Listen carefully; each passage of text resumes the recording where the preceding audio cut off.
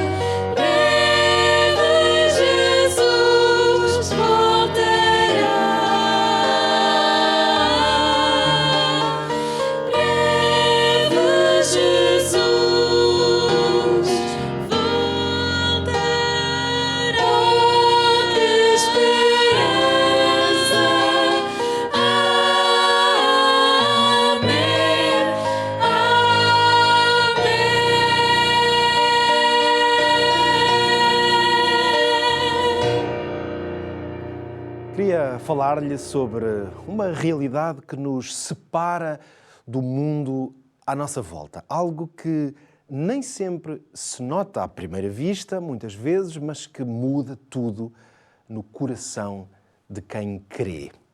É isso. Estou a falar-lhe de quê? Esperança. A esperança tem o potencial de mudar a nossa vida, a nossa perspectiva, a maneira como vemos tudo o que acontece à nossa volta e connosco mesmos. Mas esta esperança de que lhe falo não é aquela esperança frágil de quem diz algo do género, bom, esperemos que tudo corra bem ou vai tudo acabar bem, apenas como às vezes uma pueril forma de estar na vida.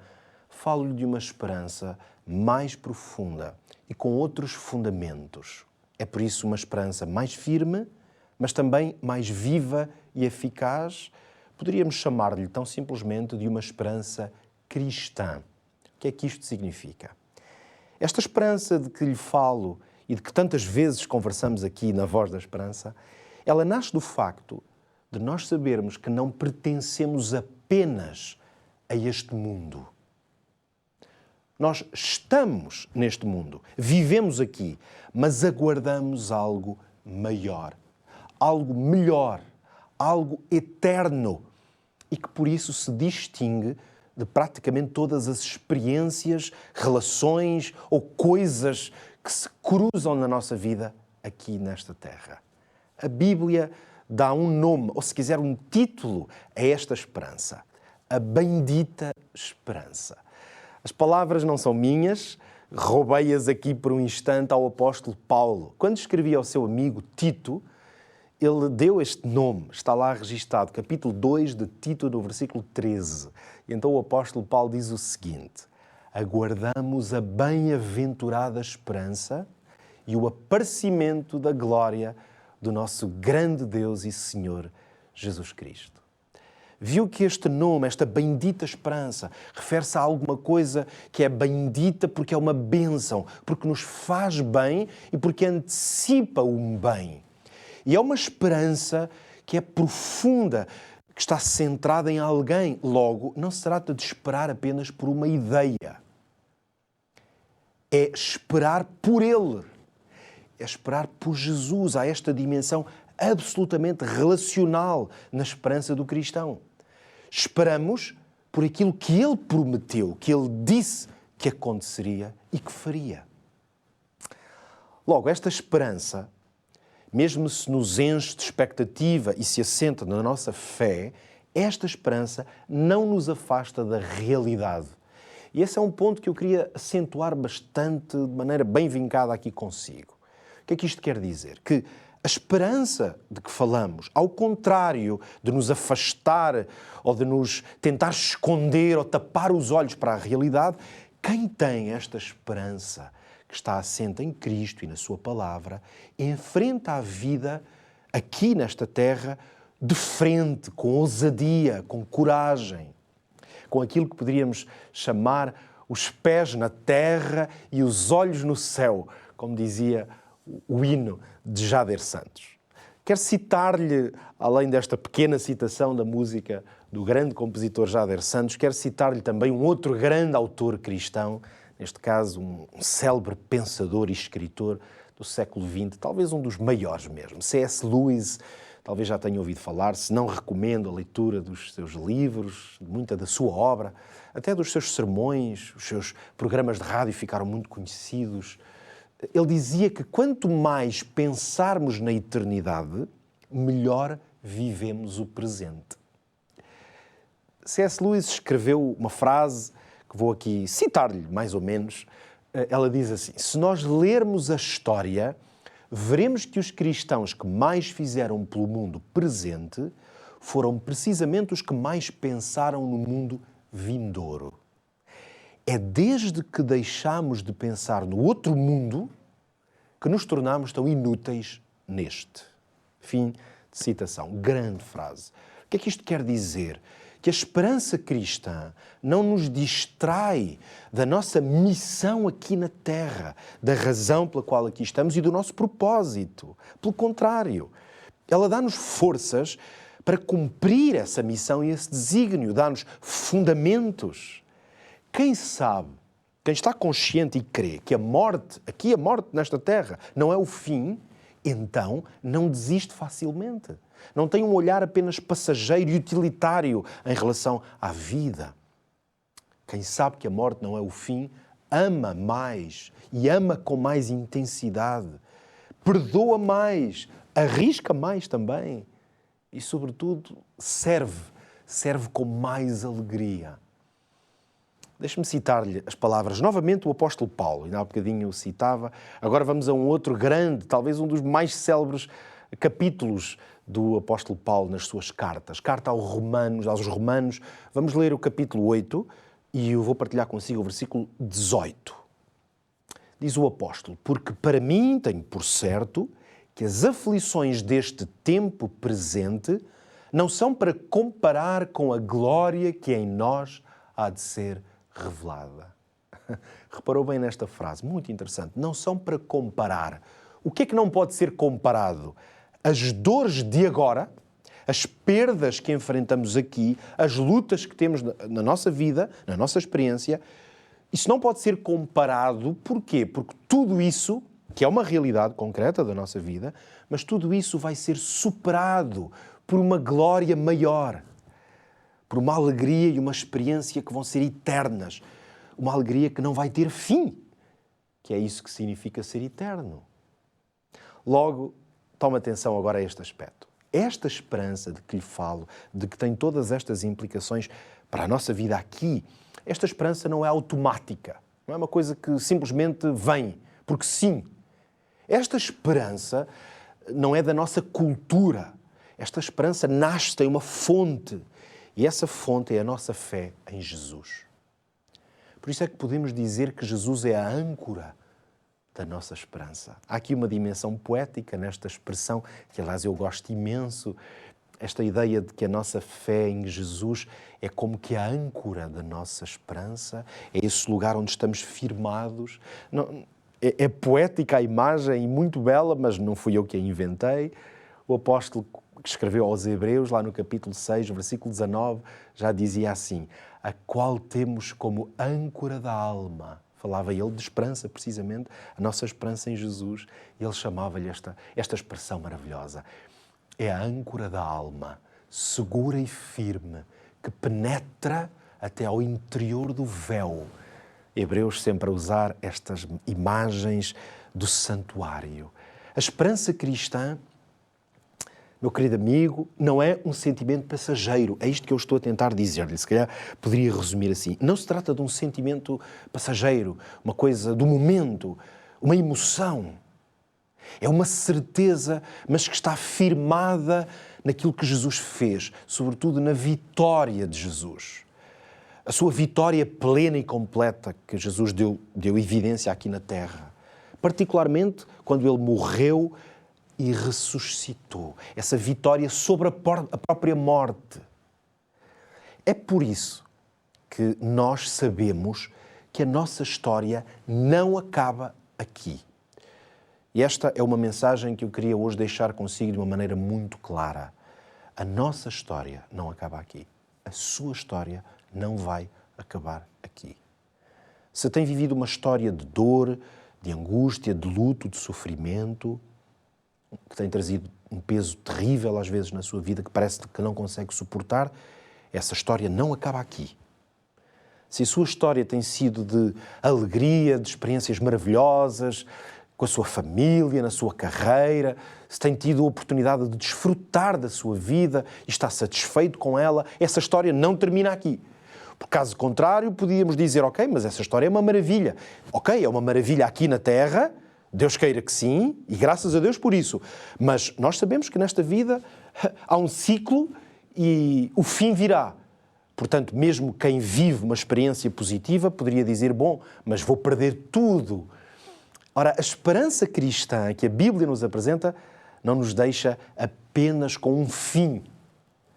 O apóstolo Pedro, agora vamos citar o apóstolo Pedro, na sua primeira carta, ele nos versículos 3 e 4 deixou escrito o seguinte, que agora vou ler para si. Bendito seja o Deus e Pai do nosso Senhor Jesus Cristo, que segundo a sua grande misericórdia nos gerou de novo para uma viva esperança pela ressurreição de Jesus Cristo de entre os mortos, para uma herança incorruptível, incontaminável, que não pode murchar e que está guardada nos céus para vós. Magnífica esperança. O que é que nos espera então? O que é que a Bíblia nos diz? Que o final não é uma coisa vaga, incerta, insegura. É uma herança, portanto é uma coisa que está guardada e que está podemos esperar por ela, está segura, porque é isso que uma herança é uma coisa que nós sabemos que vamos receber, mas no caso esta herança é incorruptível, não tem falha, está guardada, está preparada, como dizia o apóstolo. É por isso, agora note bem, é por isso que mesmo em tempos difíceis, quando à nossa volta as coisas tremem, quando estamos inseguros, o cristão, e agora já percebe, quando eu digo cristão, é aquele que está firmado nesta âncora, nesta esperança que Jesus nos deixou. Nessa situação e nessas circunstâncias, o cristão permanece firme. E deixe-me ainda acrescentar aqui um elemento muito importante. Há uma diferença enorme entre otimismo e esperança cristã. Eu queria explicar-lhe isto de maneira um bocadinho mais específica. O otimismo é uma atitude positiva. Otimismo é desejar que as coisas corram bem. Ora, jamais eu viria aqui dizer-lhe que ser otimista é uma coisa má ou que é melhor ser pessimista, não é? Pior ainda. Ser otimista é uma boa atitude para se ter na vida e, aliás, o otimismo, com muita frequência, é uma atitude ou uma postura que dá bons resultados na nossa vida. Mas o otimismo, o mero otimismo humano, ele está muito dependente das circunstâncias. Por um lado, podemos ser otimistas quando as coisas correm bem e quando vamos conseguindo controlar a situação. Também podemos ser mais otimistas um pouco dependendo da nossa natureza, se quiser a nossa personalidade ou até o nosso temperamento. Podemos ser pessoas mais dadas ao otimismo do que outras e, nesse caso, então não podemos fazer nada. São as nossas características. Mas a esperança cristã não é que anule a ideia de ser otimista ou até os benefícios do otimismo. Não, a esperança cristã complementa qualquer forma de otimismo humano porque é uma certeza que é interior e que é uma experiência que não depende apenas das circunstâncias ou não está de todo firmada nas circunstâncias. Ou seja, mesmo quando tudo à nossa volta parece perdido, então, se nós estamos firmados na esperança cristã, nós não deixamos de ser otimistas. Quem explica isto bem, ou fundamenta um pouco mais ainda, é novamente o apóstolo Paulo. Hoje estou-lhe a trazer aqui uma espécie de tratado sobre a teologia de Paulo sobre a esperança. 2 de Coríntios é a carta do apóstolo em que agora lhe vou ler, lá no primeiro capítulo, versículos 9 e 10. Ora, veja bem estas palavras do apóstolo. Mas já em nós mesmos tínhamos a sentença de morte, para que não confiássemos em nós, mas em Deus, o Deus que ressuscita os mortos, o qual nos livrou de tão grande morte e nos livrará. O Deus em quem esperamos, que ainda nos há de livrar. Vê como a nossa esperança não está assente em probabilidades. Não é uma questão de estatística ou de sorte. Está no Deus, este Deus que criou todas as coisas, que é o Senhor deste universo e da nossa vida, este Deus que é capaz até de voltar a dar vida aos que já estão mortos. Este é o Deus que cumpre tudo aquilo que promete.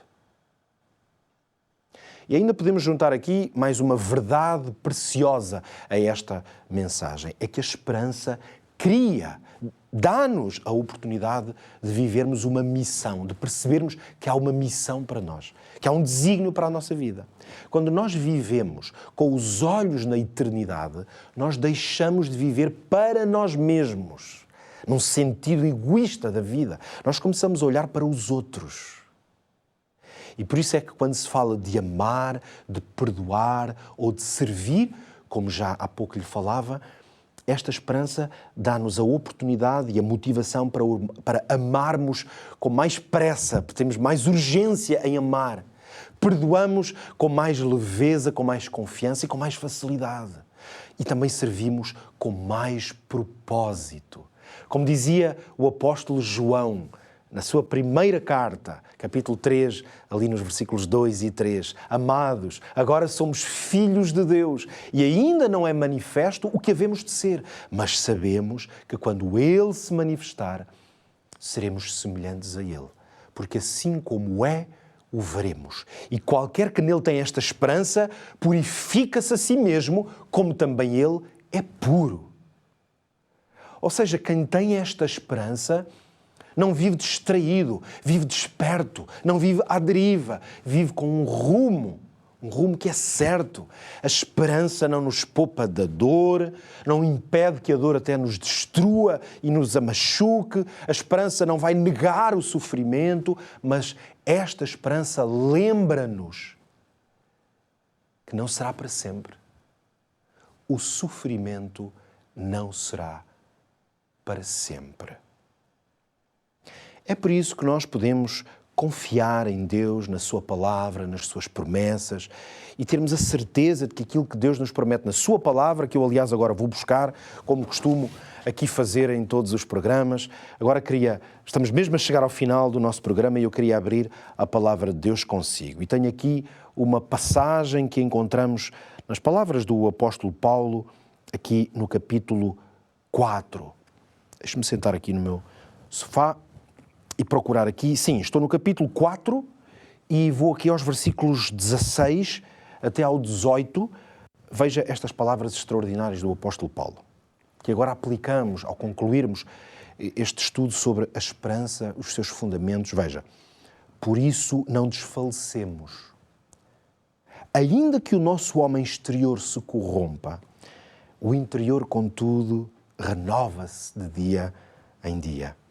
Porque a nossa leve e momentânea tribulação produz para nós um peso eterno de glória, um peso de glória excelente, não atentando nós nas coisas que se veem, mas nas que não se veem. Porque as coisas que se veem são temporais, mas as que não se veem são eternas. Que promessa maravilhosa! O que é que nós podemos concluir? Que vivemos entre dois mundos. Esta é a conclusão a que eu chego com esta mensagem, com esta reflexão. Nós vivemos entre dois mundos. Vivemos este que é o nosso mundo, não há dúvida. É um mundo onde há luta, onde há dor, onde há angústia, onde há alegrias, onde há coisas boas e coisas más. Mas nós vivemos entre este e o outro mundo, um outro mundo que já nos foi prometido. Nós vivemos aqui, mas já pertencemos a esse outro lugar. E esta tensão, aparente tensão entre estar entre dois mundos, não é para nós um problema, é um privilégio.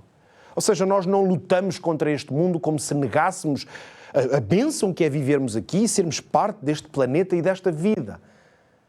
Esta tensão é apenas um sinal de que nós aqui estamos de passagem, mas temos um destino certo, um lugar para onde caminhamos, um horizonte que orienta a nossa vida. Por isso, guarde esta esperança, alimente-a. Alimente-a com oração, com comunhão com Deus, com fé. E quando tudo à sua volta parecer ruir, então nesse momento ainda tem razões de sobra para reconhecer e lembrar-se que a sua verdadeira casa não é aqui. A sua pátria não é aqui. Está no céu.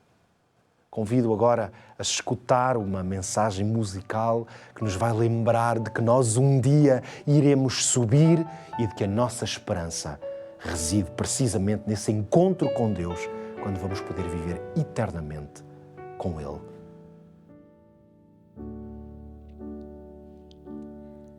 Há muito tempo tenho ouvido a promessa de que virás para resgatar os filhos teus.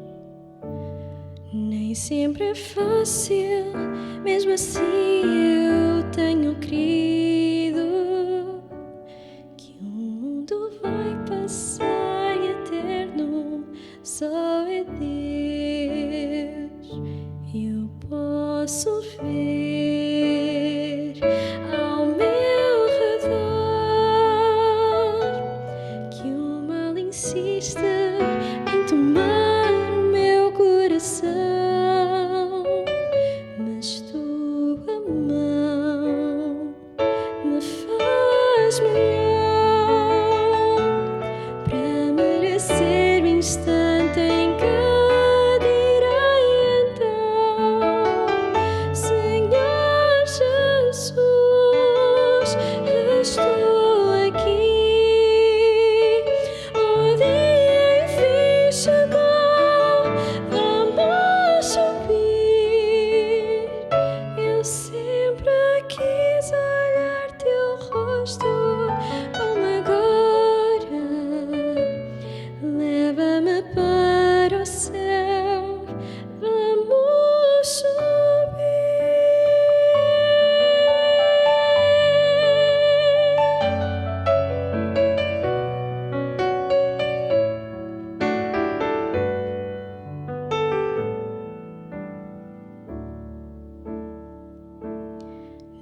mesmo que todos os amigos se afastem e que eu seja perseguida em meu viver, tua presença em minha vida é o que importa. Tenho a certeza de que não vou perecer. Eu posso ver ao meu redor que o mal insiste em tomar o meu coração, mas tua mão me faz melhor para merecer o instante em que direi então: Senhor Jesus, estou aqui. O dia enfim chegou, vamos subir. Eu sempre quis olhar teu rosto como agora. Leva-me para o céu, vamos subir. Já posso ver o lar que me espera. Já posso contemplar o seu olhar.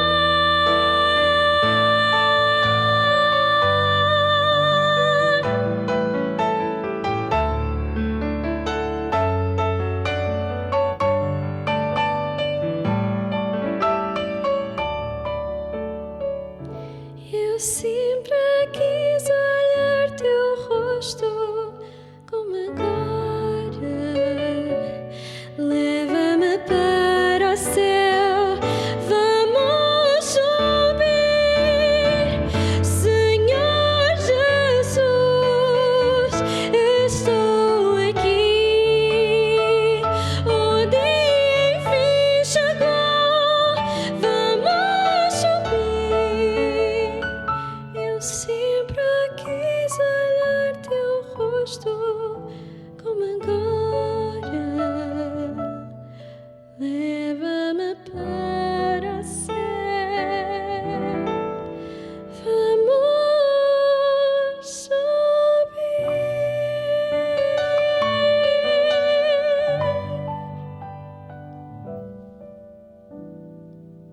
Que bênção sabermos que vamos subir e que teremos o privilégio de experimentar uma outra realidade. Por agora estamos nesta e é por isso que, ao terminar hoje este programa, tenho uma oferta para lhe fazer. Já não é a primeira vez que partilho consigo aqui este pequeno manual, mas cheio de significado e de sentido e conteúdo, histórias de esperança. São histórias da vida de Jesus que vão ajudá-lo a perceber como é que pode transformar a sua. Se quiser receber o manual Histórias de Esperança, já sabe, envie uma mensagem para nós a dizer isso mesmo, Histórias de Esperança, ou dizer que quer receber este manual. 933 939291 é o nosso número.